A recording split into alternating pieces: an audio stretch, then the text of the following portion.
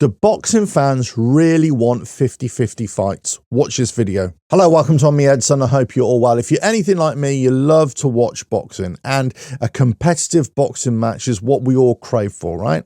We don't want a one-sided affair. You want somebody who's going to be a challenge to somebody else. You want to see two boxers, two fighters in the ring, and you want to see a contest. Yeah, you want to see a slugfest. Yeah, you want to see a barnstormer. But essentially, you still want it to be competitive, or you want it to be really tactical, where you can see each fighter not only throwing arms, but they're also thinking and trying to react and predict what the other boxer's going to do. This is all great stuff. This is what we crave as boxing fans, not only in terms of, let's say, a casual fan, but in terms of, those who are real hardcore boxing fans, right? We kind of want to see 50-50 fights. However, my argument here is that maybe we really don't want to see 50-50 fights throughout a boxer's career, and we only want to see 50-50 fights when it gets into the higher level boxing, or certainly for, let's say, championship fights or title eliminators.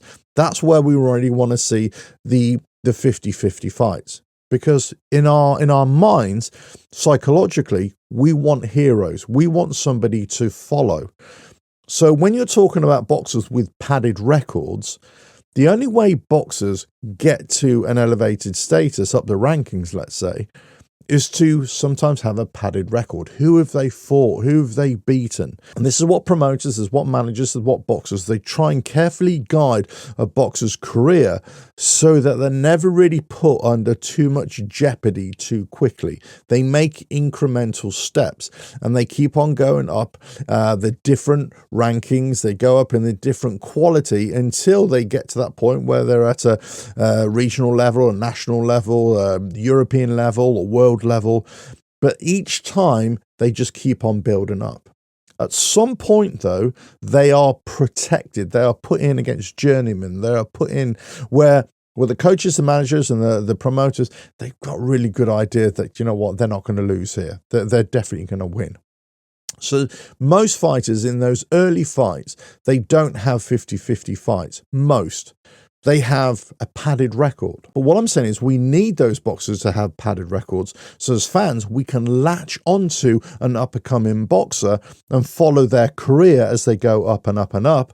And we don't want them to lose. We don't want them to lose. We want to see them keep on winning, climbing up the ranks, getting into better and better fights, better opponents, better quality opponents. And yeah, we want to see them in 50-50 fights, but possibly later on in their career. Not at the early stage, not as they're building. And this is, I suppose, what managers and promoters and boxers want. They want to build their career. If, let's just say, we had 50-50 fights right at the very start of a boxer's career, it's too much jeopardy there. They're going to lose too often. It's always going to be a 50-50 fight. So you're going to have a boxer with 5 losses and 5 wins. So what are we talking about here? Are we talking about changing the way we think about boxing records? Well, yeah, I agree. I agree that there shouldn't be so much pressure on boxers to keep that zero loss record. It doesn't matter if you lose so much. It's the quality of your boxing. And if you can come back and rebuild, that's what happens in the UFC, right? In the MMA world.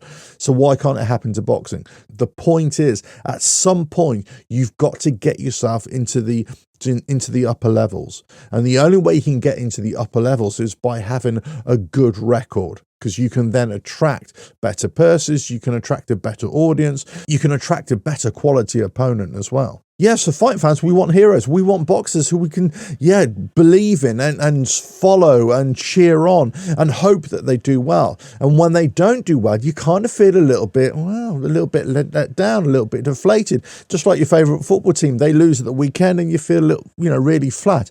If your boxer loses, then you feel really flat. Just like Anthony Joshua against Dubois, okay? Now, great stuff from Dubois, and I didn't have a dog in this race, so I didn't really care, but great from Dubois, who beat Anthony Joshua. But really, the hype was around Anthony Joshua for him to win. The whole narrative was built up that Anthony Joshua should win so he can then fight on to Usyk or Tyson Fury. There wasn't the narrative out there for Dubois to win. So when Dubois won, there's a kind of, objective fans are saying, great that Dubois won, fantastic. But really, the other narrative is that we're really disappointed that AJ's lost.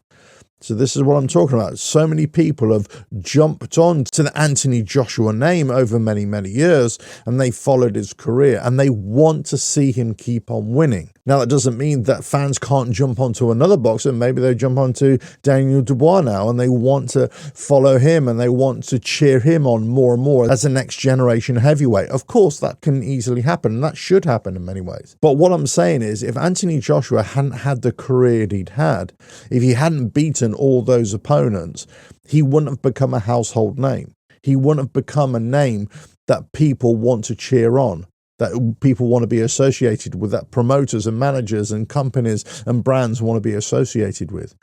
To elevate yourself to that status, you need to have a record that puts you in that status. And the only way you can do that is by not necessarily having a padded record in terms of Anthony Joshua, but especially those early fights and those mid-range fights, is by having opponents that you've got a really good chance of winning against. So boxing fans can delay their need to have a 50-50 fight until later on in their career, until it's at British level, national level, until it's European, or certainly until it's at world level. That's where you really want the 50-50 fights. That's where you want the best fights. But if you've got a fighter that's only had 2 or 3 fights and you're putting him in for 50-50 fights straight away, the chances are he's going to win just as often as he's going to lose. He's not going to be able to build up his name. He's not going to be able to build up his career. And that's why boxers, managers, promoters are so protective over boxers' early records. And as soon as you start losing, the shine is taken off that boxer's name. Let us know your thoughts in the comments below. If you like what I do here, well, just keep on watching. I'll catch you again. Bye now.